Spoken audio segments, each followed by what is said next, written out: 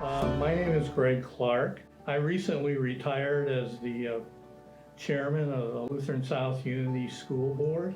I first was introduced to the Lutheran School Partnership 8 years ago when John Dyes helped our school develop a endowment policy document so we could start an endowment, which has now grown to close to $700,000.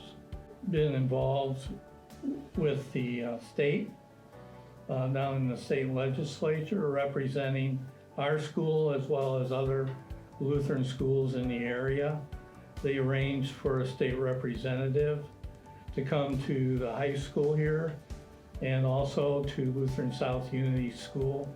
So the representative had an opportunity to witness just how much school choice scholarships help the school. They have helped train. We've had a lot of turnover over the years, and they've helped train office staff and our new principal and continue.